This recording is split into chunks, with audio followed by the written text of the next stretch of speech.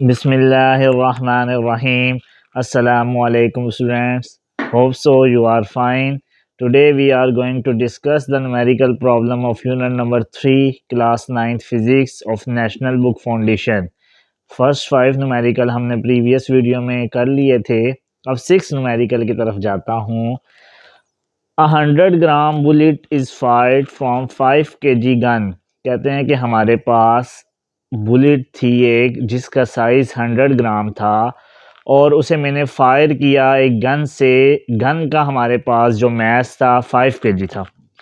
आपको पता है बेटा बुलेट का जो साइज़ होता है छोटा होता है, इसीलिए मैं बुलेट को स्मॉल m से डिनोट करूँगा और जो हमारे पास गन है गन का साइज़ ग्रेटर होता है तो गन को मैं कैपिटल M से क्या करूँगा, डिनोट करूँगा।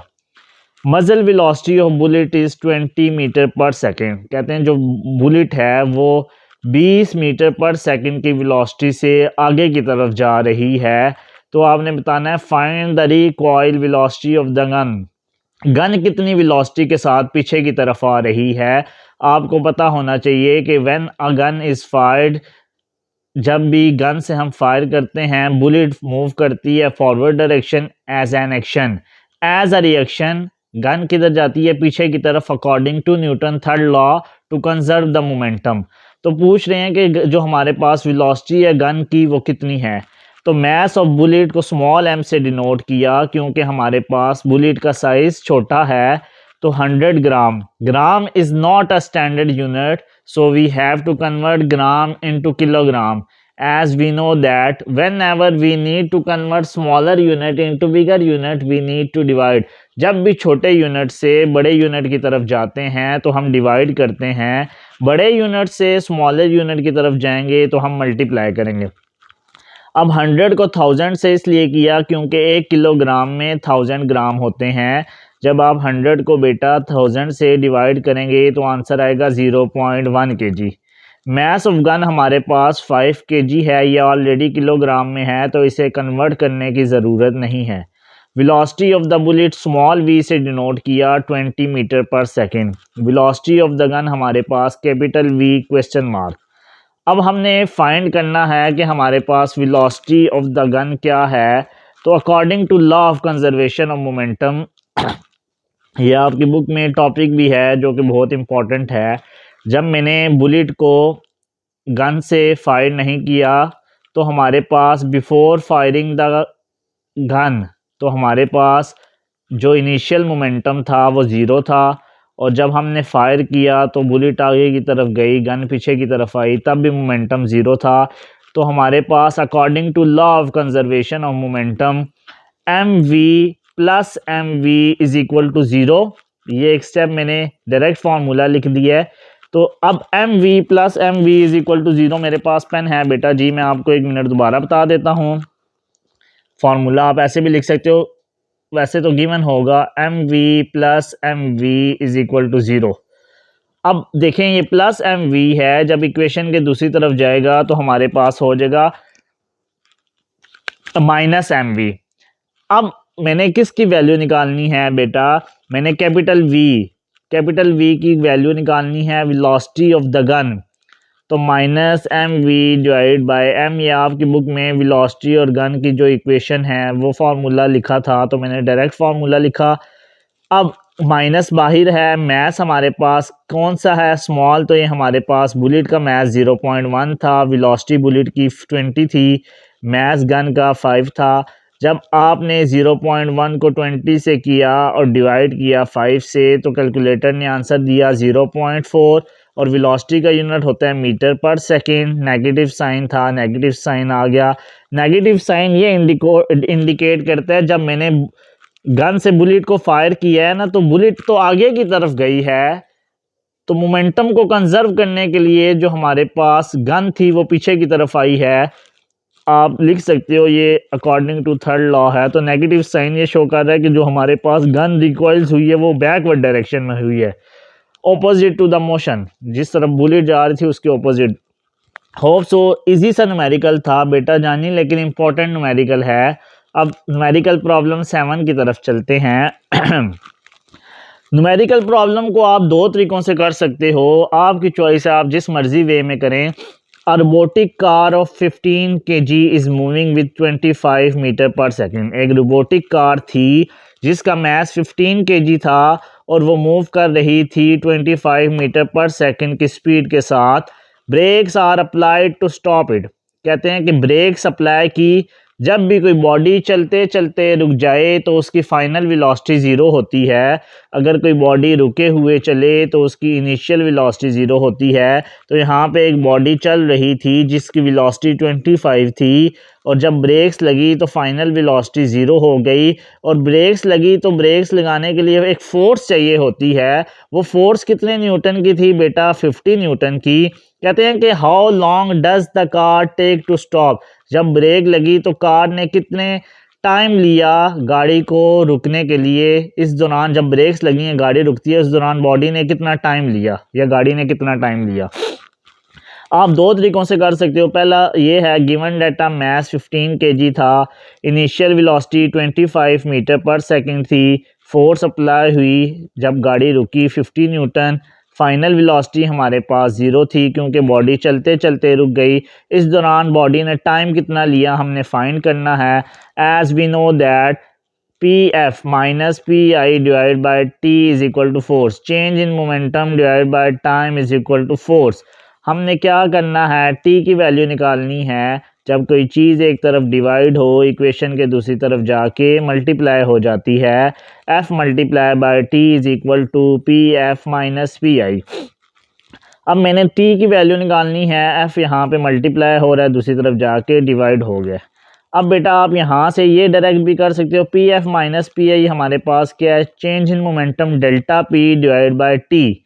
अब डेल्टा पी मोमेंटम हमारे पास होता है M V divide by T, तो हमारे पास क्रॉस मल्टीप्लाई किया, F T is equal to M V. हमने टी की वैल्यू फाइंड करनी है, T is equal to M V divide by F. अब हमारे पास क्या है, एम की वैल्यू 15 है, वी की वैल्यू 25 है, फोर्स 50 है। कैलकुलेटर से किया तो हमारे पास आंसर आ गया 7.5 सेकेंड। आप यहाँ भी देख सकते हो। अगर दूसरा मेथड करना चाहते हैं बेटा वो भी कर सकते हैं। पी एफ फाइनल मोमेंटम हमारे पास पी एम वी के बराबर होता है, फाइनल था तो यहाँ पे वी एफ आ गया, माइनस पी एम वी के बराबर है इनिशियल मोमेंटम था तो एम वी आई आ गया डिवाइड बाई एफ। एम क्या था? 15, फाइनल वेलोसिटी ज़ीरो थी, बीच में माइनस आ गया। एम 15 था, इनिशियल वेलोसिटी 25 थी, डिवाइड बाय 50। 15 को ज़ीरो से किया, ज़ीरो आ गया। 15 को 25 से किया, 375 आ गया, डिवाइड बाय 50 किया, 7.5 सेकेंड। नेगेटिव साइन ये शो करता है द कार इज़ डिसिलरेटिंग, मींस जो हमारे पास उसकी वेलोसिटी में चेंज आया, डिक्रीज़ हुई है वेलोसिटी, नेगेटिव एक्सेलरेशन प्रोड्यूस हुई है।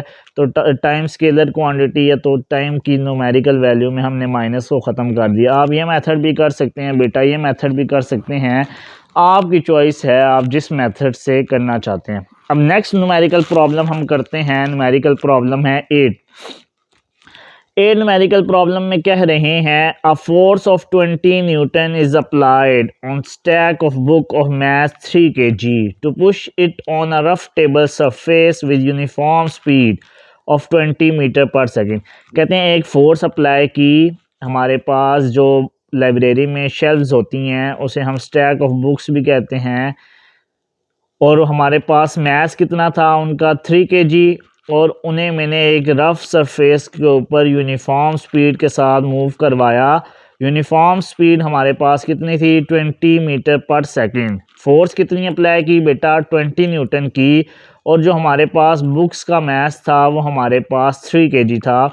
कहते हैं how much net force is acting on it, net force उसके ऊपर कितनी लग रही है।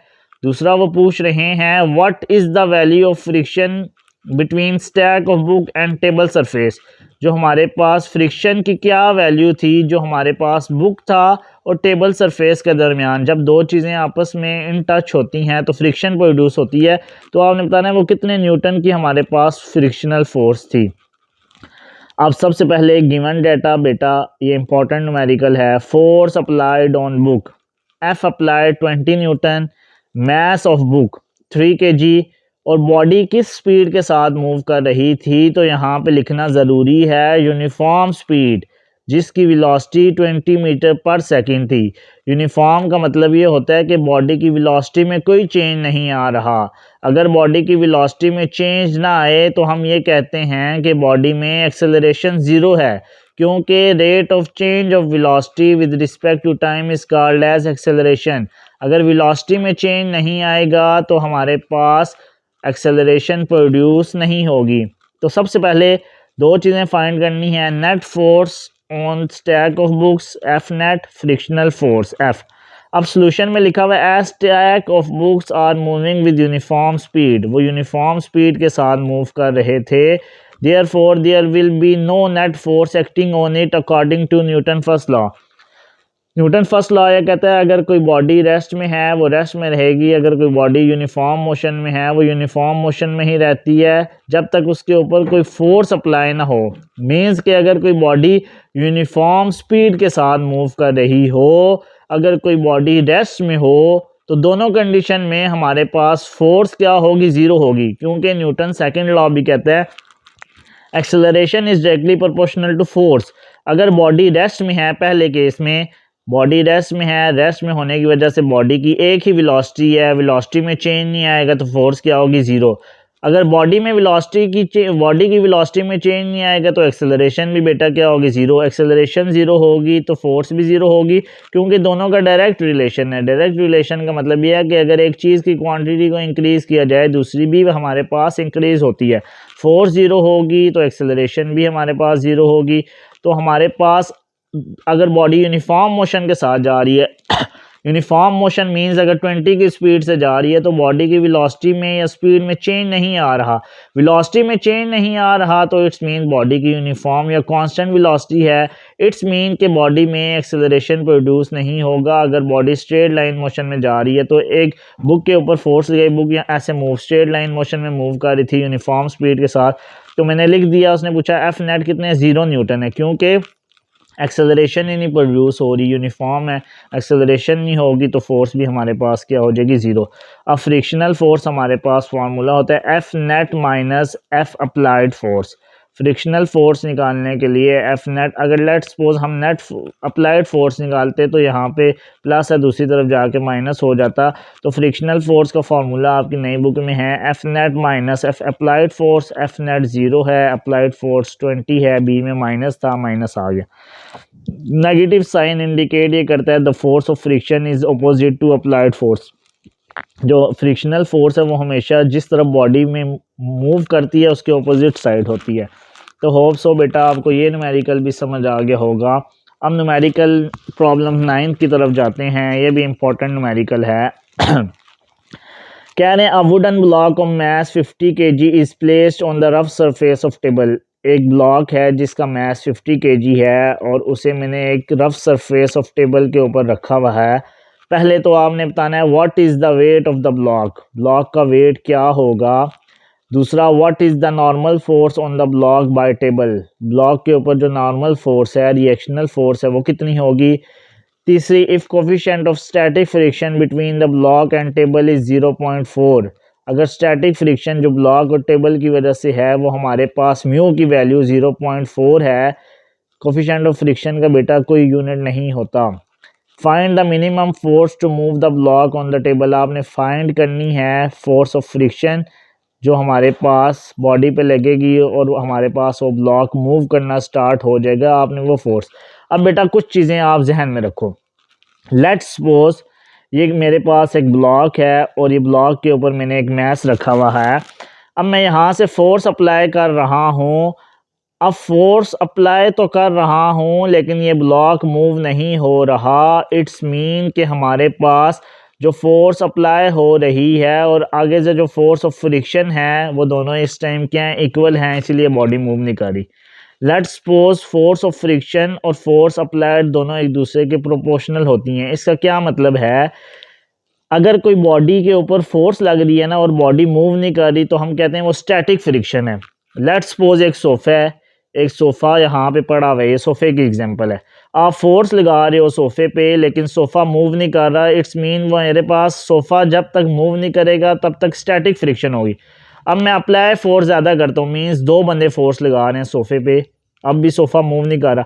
इसका मतलब है फोर्स अप्लाइड तो मैं ज़्यादा कर रहा हूँ, स्टैटिक फ्रिक्शन भी क्या हो रही है, ज़्यादा हो रही है। अगर मैं लेट्स सपोज 3 बंदे उस सोफ़े को फोर्स लगा रहे हैं तो सोफ़ा अभी भी मूव नहीं कर रहा।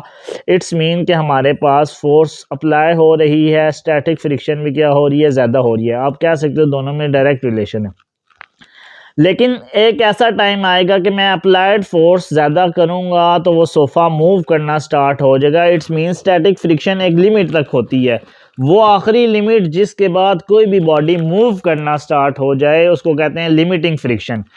अब मैं 4 बंदे इस सोफ़े पे फोर्स लगा रहे हैं, अब सोफ़ा मूव करना स्टार्ट हो गया है। इट्स मीन कि हमारे पास अब वो स्टैटिक फ्रिक्शन नहीं रही, बल्कि अब वो मेरे पास काइनेटिक फ्रिक्शन कहते हैं कि बॉडी मूव कर रही है। अब वो स्टैटिक फ्रिक्शन नहीं रही बल्कि काइनेटिक फ्रिक्शन हो गई है।